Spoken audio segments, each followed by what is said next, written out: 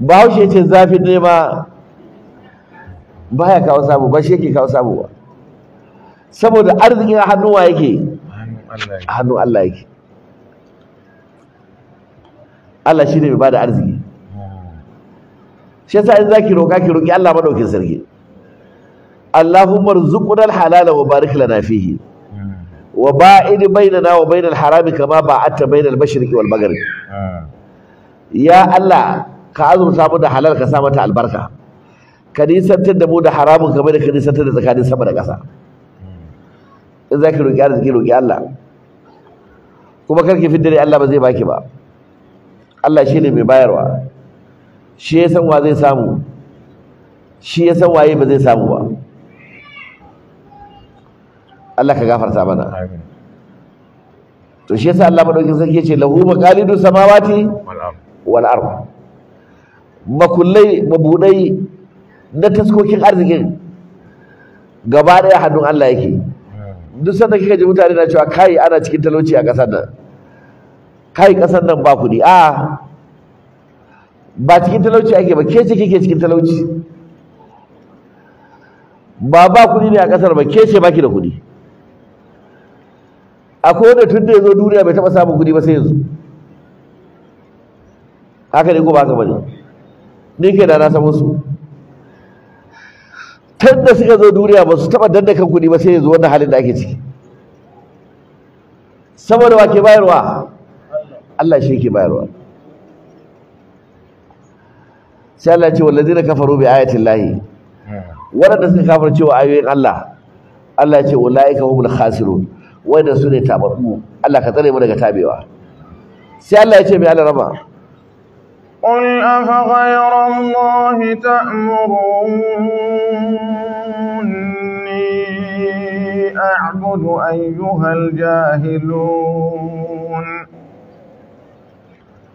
ولقد أوحي إليك وإلى الذين من قبلك لئن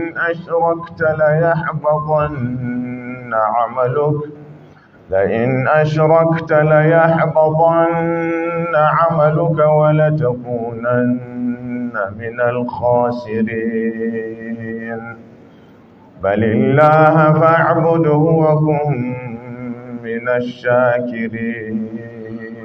bayan Allah ya gaya mana cewa mabudai da taskokin arziki na sama da ƙasa hannunsa yake, sai wata babbar magana ya ce kulka gaya musu ya kai annabi Muhammad sallallahu alaihi wasallam, lokacin da Qurayshawa suka zo jan manzon Allah sallallahu alaihi wasallam suna so su hana shi wazi, suka ce Muhammadu kai ka sani da muna girmama ka, muna ganin kimarka da darajarka, kowa ya san tarihin ka ya san kai mutumin kirki ne, ba mu taɓa samun sabani da kai ba sai da ka zo da wannan sabon karatu wanda ba mu san shi ba. Shi ya kawo rigima tsakaninka da mu, ya kawo tashin hankali da hargitsi a cikin gari, mata da mazajensu aka samu rikici, ‘ya'ya da iyaye aka samu tarzoma, dangi da ‘yan uwa lamura suka tarwatse, wa da ƙani aka bata. To mu muna so garinmu ya zauna lafiya, faɗa mana me buƙatarka. Idan kuɗi kake so za mu tara maka kuɗi sai ka fi kowa a garin da kuɗi, mu wannan ba damuwar mu bace. In wannan wa'azin kana yin shi ne domin neman matsayi da girma da sarauta, mun yadda za mu rana ka kai da shugabanmu don a zauna lafiya. Idan wata yarinya ka gani kana son aurenta ya sa ka bullo mana ta nan, faɗi ko yar wace ce a cikin garin da za mu aura maka. In kuma aljanu ne suka shafe ka, muna da waɗanda suke bada maganin aljanu, nan ba ka gaya mana za mu ɗauki mataki mu nema maka magani. Abin da kawai muke bukata wa'azin da ka daina shi, wa'azin da ka yi ka daina shi. So gama jawabinsu, bayan sun gama sai Allah ya saukar da wasu ayoyi, sai Allah ya saukar da wannan ayar qul ka ga musu ya kai annabi Muhammad sallallahu alaihi wasallam a gairar lahi ta amuruni a abudu yanzu wani Allah ne kuke umarta ta da bauta mashi ni da nazo da tauhidi yau kuma ni kuke kira na mu zo a haɗu da ku a ci gaba da shirka saboda za ku biya min wata bukata ta duniya ayyuhal jahilun ya ku jahilai ka ga musu wannan ya kai annabi Muhammad sallallahu alaihi wasallam ana rama ai a lokacin da Allah ya saukar da sura da yace qul ya ayyuhal kafiruna bismillahir rahmanir rahim qul ya ayyuhal kafirun la a'budu ma ta'budun ولا أنتم عابدون ما أعبد ولا أنا عابد ما عبدتم ولا أنتم عابدون ما أعبد لكم دينكم ولي دين الله يقول لك يا مسلم ya ayyuhal kafirun ya ku kafirai daga nan kafirai suka samu sura ta su a cikin alqur'ani mai girma kafirai su ba suka samu mai ta su sura idan ka walam tudifat ilayhi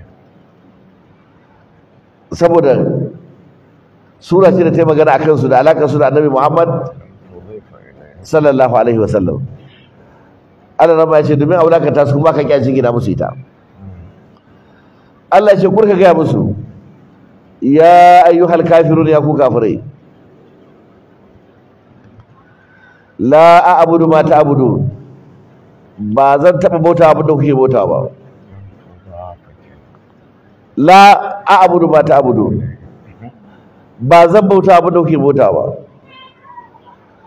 wala antum abiduna ma a'budu haka kuma ba za ku bauta abin da nake bautawa ba kai wannan magana ta yi girma sosai kira jalai kowa yi me kowa ya kama gaban shi wala ana abidun ma abattu ni ban zama mai bautar abin da kuke bautawa ba wala antum abiduna ma a'budu kuma ba ku zama masu bautar abin da nake bautawa ba Qur'ani ya riga ya jalai kai da ƙarshe Allah ya ce lakum dinukum waliya din addinin ku na gare ku addini na ina addini na gare ni kenan ba a compromising kan abin da ya shafi tauhidi da aqida wannan ne yasa ahlus sunna muke ba mutane wahala sai ka ji mutum ya ce to Allah maganar shirka da kuke da bid'a tunda ita ke kawo rabuwar kan musulmi abin maganar tauhidi da maganar shirkan nan mana a zuwa haɗa kai wa ya gaya maka idan mutum ya bar tauhidi ya shiga shirka musulmi ne har yanzu da ake da bukatar haɗa kai da shi idan ka samu wannan karatun ai abin da ya mai da kai musulmi shine da ka zama kan mai tauhidi ka rabu da shirka yanzu kana maganar cewa wannan ya tsara tauhidi wannan kuma ya rungumi shirka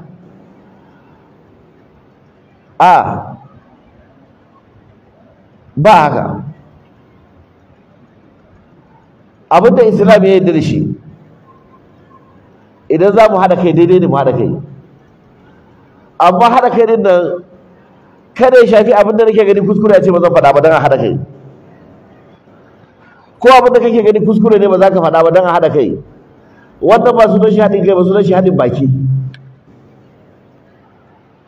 sunan shi haɗin me haɗin baki shi haɗa kai ana yi ne akan gaskiya abinda kai ka yarda da shi ni ma na yarda da shi na gaskiya to mu haɗu akan wannan abinda muka yi sabani da shi ni kuma in ci gaba da yin wazi shi yasa za ku ga dan shi'a wannan Qur'anin namu bai yarda da shi ba shine original ba wannan Qur'anin a wajen sa sahabbai sun caccanja shi original Qur'ani guda ɗaya ne, kuma akwai wani Muhammad ibn Hassan al-Askari ya ɗauke shi ya shige da shi cikin rami har yanzu bai fito ba, sai ran da ya fito ne za a samu original Qur'ani za a karanta. To idan wannan Qur'ani baka yarda da shi ba, akan me za mu iya haduwa da shi? Babu komar. Hadisan manzon Allah sallallahu alaihi wasallam ni na yarda da su, saboda na yarda waɗanda suka kawo hadisan sahabbai mutanen kirki ne. Shi kuma ya ce waɗanda suka kawo hadisan nan duri da dure makaryata ne, sun bayar da sun bar addinin musulunci, ba za a aiki da hadisan ba. Ka soke Qur'ani da na yarda da shi, dan shi ma Qur'ani ta hannun sahabbai aka samo shi. Ka soke hadisai na manzon Allah sallallahu alaihi wasallam da na yarda da su, da nake bautawa Allah akan su. To in za mu haɗa kai akan me za mu haɗa kai da kai? Sannan ka fito kana wuri ne kana cewa lokaci yayi ne da za mu haɗu mu haɗa kai mu tinkari me?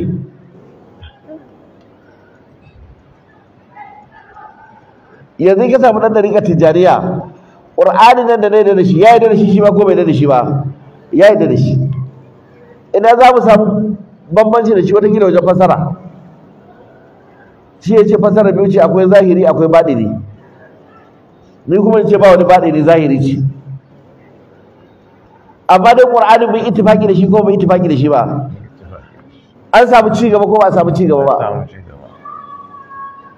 Ya yarda da Sahihul Bukhari, ya yarda da Muslim da Tirmidhi da Ibn Majah da Abu Dawud, wannan Imam Malik, duk littafan na hadisi ya yarda da su, saboda ya yarda sahabban da suka kawo mana waɗannan hadisan mutanen kirki ne, mafi alkhairin al'umma da suka karɓo addini daga manzon Allah sallallahu alaihi wasallam suka kawo mana. Na'am, muna iya samun sabani da shi ya rugo hadisi mai launi in ce wannan hadisi naka da'ifi ne, ko mu zo wajen fasara ya kawo fasara sa, ana iya samun sabani a nan, amma dai asalin hadisan ya yarda da su, ni ma na yi me? Na yarda da su. Yana kaunar iyalan gidan manzon Allah sallallahu alaihi wasallam, kuma yana kaunar sahabban manzon Allah sallallahu alaihi wasallam. Ni ma ina kaunar iyalan gidan manzon Allah sallallahu alaihi wasallam, kuma ina kaunar sahabban manzon Allah sallallahu alaihi wasallam. Amma wancan ya ce shi bai da ba, idan kana son iyalan gidan annabi dole kai gaba da sahabbai, idan kuma kana son sahabbai to kai makiyin iyalan gidan annabi ne. Wace ne lalacewa ce wannan? Ya za ka karɓa sahabbai da iyalan gidan manzon Allah sallallahu alaihi wasallam? Sai da Abubakar sahabi ne ko ba sahabi bane? In gaje sai da Abubakar ba sahabi bane, malamai suka ce ka kafirta, domin shi Qur'ani ne kira shi da sahabi. إلا تنصروه فقد نصره الله إذ أخرجه الذين كفروا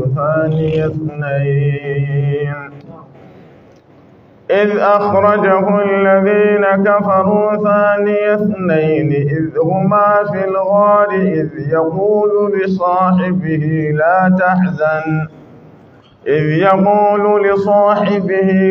تحزن إن الله معنا فأنزل الله سكينته عليه وأيده بجنود لم تروها وجعل كلمة الذين كفروا السفلى وكلمة الله هي العليا والله عزيز حكيم. والله عزيز حكيم.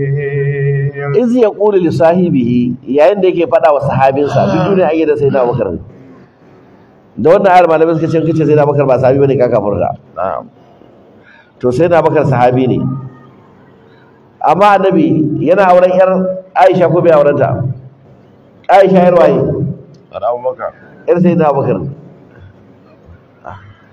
Kenan ita Aisha tana cikin iyalan gidan wa? Annabi Muhammad. Annabi, babanta kuma me? Abokinsa. To ya zaka karaba wayannan? Sai na Umar sahabi ne ko ba sahabi bane? Sahabi. Annabi na auren yarsa Hafsa ko bai aure? Yana auren ta.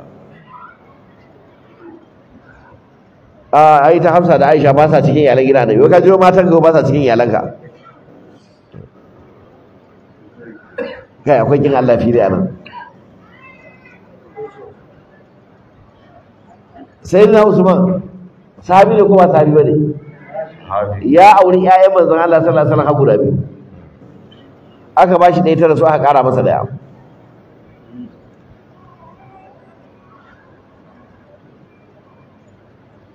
To su ma ƴaƴan ba iyalan gidan Annabi bane? Sai suka ce ai duka wayannan ba ƴaƴan Annabi bane, agololi ne. Ba Annabi ne ya haife su ba. Duk inda dan shi'a yake banda Fatima bai yadda Annabi ya haifi wata ƴa a duniya ba. Duk sauran a wajen su agololi ne. Saboda idan ba ka rikito irin wannan rashin hankalin ba yadda zaka kai iya raba iyalan Annabi da sahabban manzo Allah sallallahu alaihi wasallam.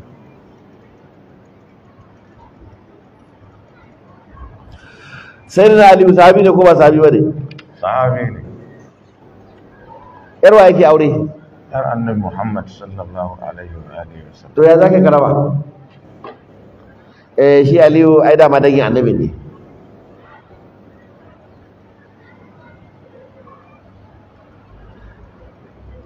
To in kuka lura za ku ga ɗan dariƙa ko tijjaniya ko ƙadiriya ko menene akwai abubuwan da sun haɗa mu da shi,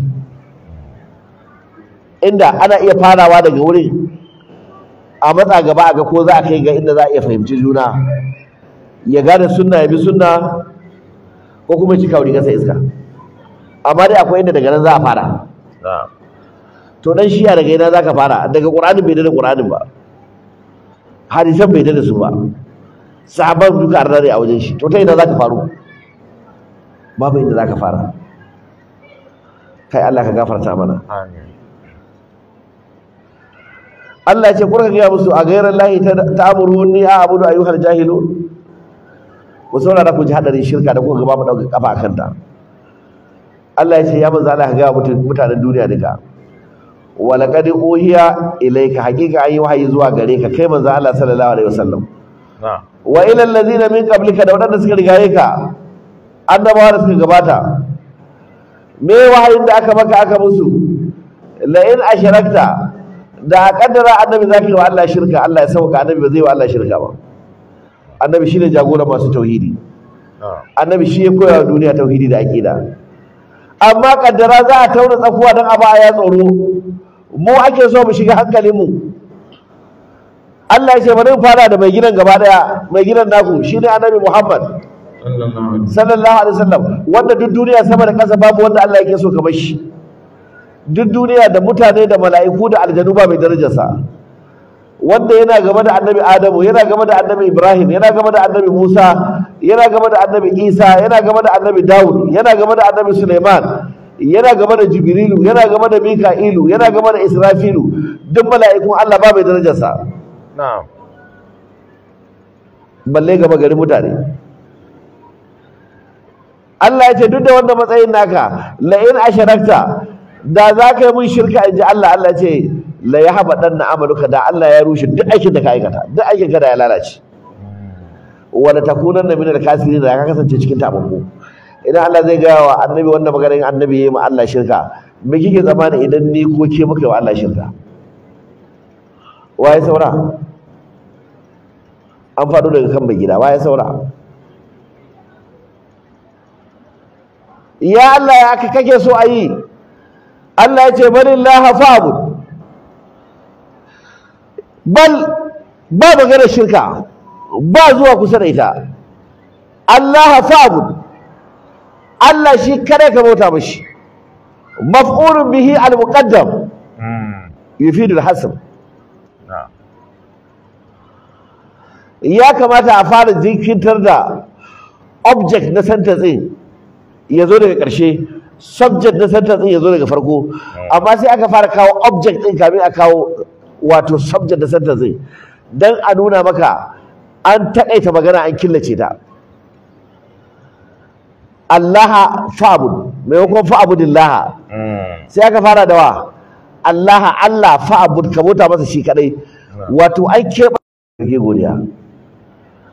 Allahumma ja'alna minal mukhlisina shakirin amin Allah ka sa mu cikin masu ikhlasi wajen bauta a gare ka amin Allah ka sanya mu muna cikin masu godiya gare ka amin wannan Allah yana magana da manzon Allah sallallahu alaihi إسحاق ويعقوب كلا هدينا ونوحا هدينا من قبل ومن ذريته داود وسليمان وأيوب ويوسف وهارون وسليمان وأيوب ويوسف ومن ذريته داود وسليمان وأيوب وموسى وهارون ويوسف وموسى وهارون ويوسف وموسى وهارون إيه. وبعد كمان أجري ومن ذريته داود وسليمان وأيوب ويوسف وموسى وهارون وكذلك نجزي المحسنين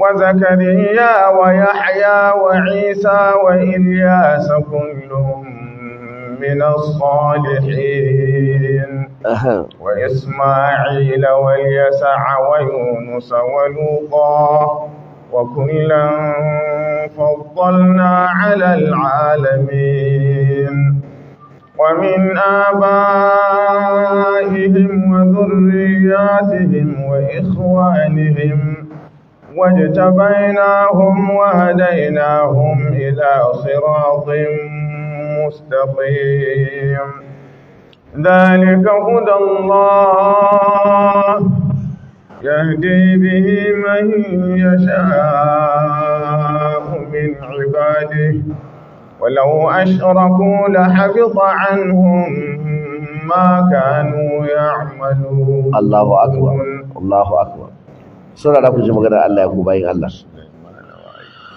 a wayannan ayoyi da ana rama ya karanta mana sai da Allah ya kirga annabi 18 na'am wa tilka hujjatuna atainaha ibrahima ala qaumi mun saba annabi nawa daya wa habna lahu ishaqa mun saba nawa wa yaqub kullan hadaina wa nuhan hadaina min qabl wa min zurriyyatihi dauda wa sulaymana wa ayyuba wa yusufa wa musa wa harun an samu nawa 10 wa zakariya wa yahya wa isa wa ilyas abu yi tsallakin aya da wa isma'ila wa yasa wa yunusa wa luda ga waccan ayar wa zakariya wa yahya wa isa wa ilyas daidai muka karanta shi ya zama annabi nawa kenan 18 ko da mun kirga 10 muka ce wa zakariya 11 wa yahya wa isa wa ilyas wa isma'il wa yasa wa yunusa wa luda annabi nawa 18 duka annabawan nan guda 18 Allah ya ce walau ashraku da za su yi Allah shirka inji Allah la hamida anhum ma kanu ya'malun da duk kirkin da suke wa Allah Allah zai rushe kirkin gaba da ya wuce da su wutar jahannama annabi 18 sai ke je ke zama da zaki wa Allah shirka Allah ya kyale ki dan tashi alkiyama ki taho dikir a ce wace ce kice sahura daga ina live cam ba daga live cam ba daga dead cam Allah ka tsare mu da fadawa cikin shirka amin shine balillah fa'bud wa kun min wa kun min ash-shakirin na'am Allah rama ga alama lokaci yayi daidai wannan gaba zamu tsaya wannan sura tana karanta da muhimman darussa kwarai da gaske tana koyar da mu tauhidi tana koyar da mu aqida in kika karanta zumar baki gane tauhidi ba baki gane Allah ba baki yadda da lahira ba baki yadda akwai wuta ba baki yadda akwai aljanna ba baki yadda akwai hisabi ba baki san Allah ba baki san Annabi Muhammadu ba sallallahu alaihi wasallam to alama ce da ke nuna kin tabe gaba daya alama ne da an tabe gaba daya Allah ya gafarta mana madaki wannan tafiya assalamu alaikum wa rahmatullahi wa barakatuh don Allah menene bambanci tsakanin wakafi da sadaqatun jariya wakafi da sadaka jariya akwai bambanci tsakanin abubuwa guda biyu.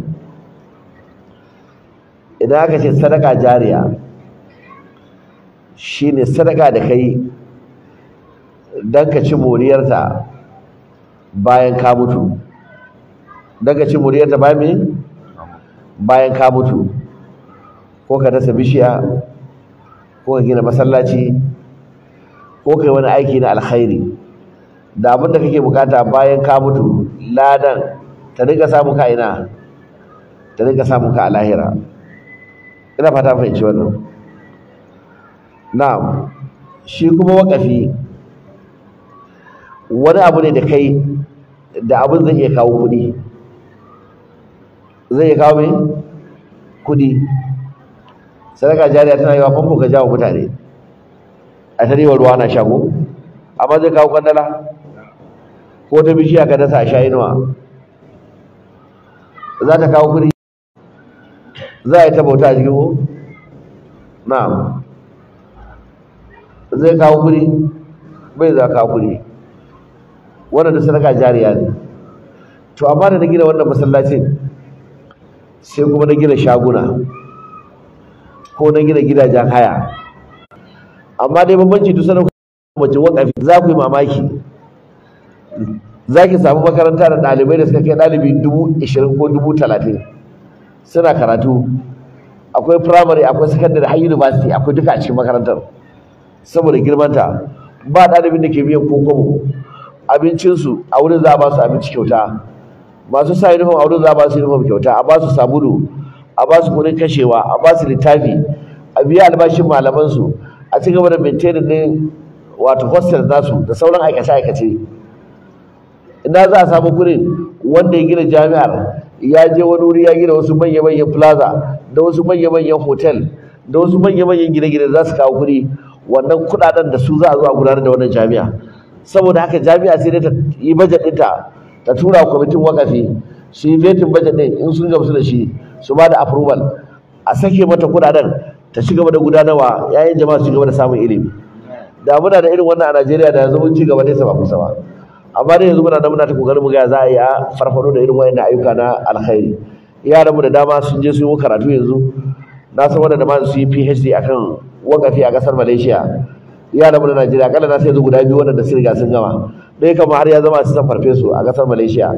Wata university ta rike shi yana lecturing aure. Ɗayan ma yanzu haka ya gama, jami'ar da ya gama tana so ta rike shi, ya fita da first class. Amma muna magana da su akan su dawo nan gida Najeriya domin a ci gaba da training din maluma na hanyar da za a bi a yi establishing din harkar wakafi domin ci gaba da kula da aikace-aikacen addini. Allah ta'ala ya samu dace.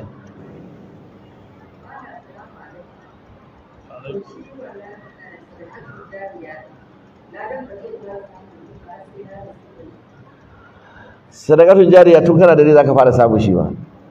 Daga ran da kai shi daga ranar za a fara baki lada.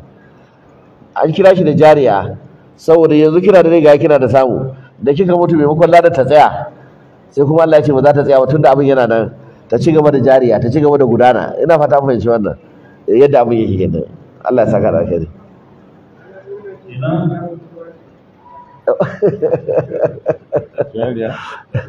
Ni bai ce yana zama da shi ya dauka wani jariya budurwa ce, wannan shekataka ce ta malamai a baya. Za ka mun malamai ba a taimako su, ana ta ba su wahala. Zai na faɗa wajen tafsiri da shi ba ku taimaki malamai wallahi za ku ga tsaya, dan suna da wayo, za su kirkiro hanyoyi da za su taimake kansu da kansu. Malami in yana mai aure ba za a bashi ba, sai an ga wata gurgo sai a ce wannan ta malamai ce. Allah ya isa.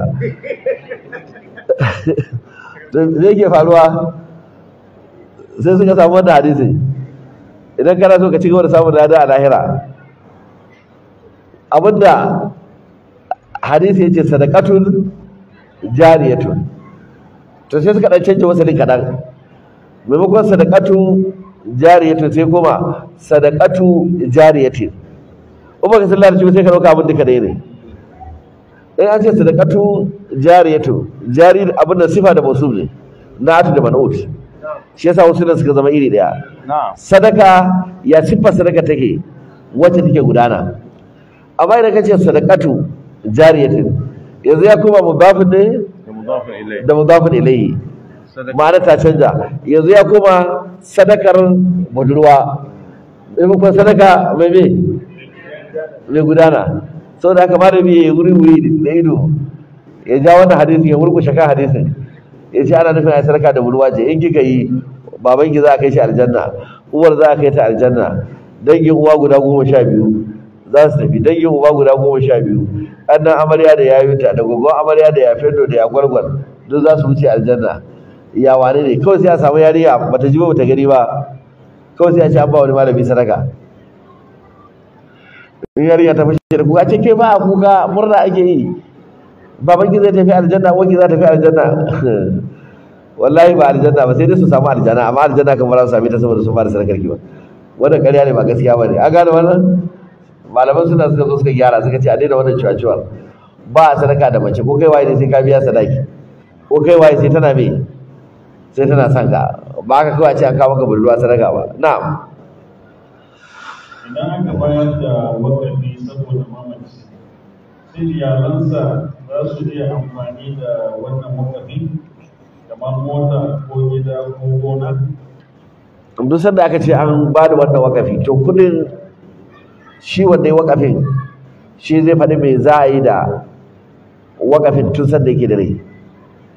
In yayin da yake da rai ya ce wannan wakafi da na yi shi ne domin a taimaki malamai ko a taimaki ɗaliban ilimi a gina gidajen da za su rika zama suna koyon karatu ko a ba su scholarship, amma ladan ina so ta same ni sai na mutu, iyalai na ba su da ɗin gurbin da za su yi a masu kwandala a cikin wannan kuɗi, wannan kayana ne na tafi da shi na tafi da shi lahira. An gane wannan? Idan kuma cewa na yi wannan wakafi da na yi shi ne domin babana ko domin mahaifiyata ko kakana ko uwa ne, amma za a rika tallafa wa marayu ne, sai dai ladar ya Allah wane nake so a baiwa, to iyalan wane ba za su taso ce suna so a gutsara musu a cikin wakafi ba, tunda lada an ce a ladar ta samu babanku ne aka ce. Ina fata fahimci wannan, amma shi wakafi me aka ce a yi da shi? A tallafa wa marayu ko a tallafa wa kaza. Saboda haka iyalai da suke nan suke raye ba sa cikin waɗanda ake ba su wato daga wakafi. Inda malamai suka yi sabani shine idan misali na bada wakafi na gina plaza na ce wannan kudin da aka samu a rinka taimakon talakawa ana ciyar da su abinci, bayan na mutu kuma sai aka samu yayana da wasu daga cikin zuri'ata sun shigo cikin wannan category din, su ma sun zama mai sun zama talakawa, to an tashi raba wa talakawa da taimakon su, to na wasu malamai suka ce su ma iyalan nawa yanzu ba a babin sunan su iyalai na ba, a babin sunan su mai talakawa, su ma ya halatta a basu, amma ba za su ce suna da wani layin shiya saboda a yasiri ubansu ne bar wakafin ba. A mai wakafi abin da ya ce a yi an riga an gama, ba mai sa baki bayan mutuwarsa. Na'am.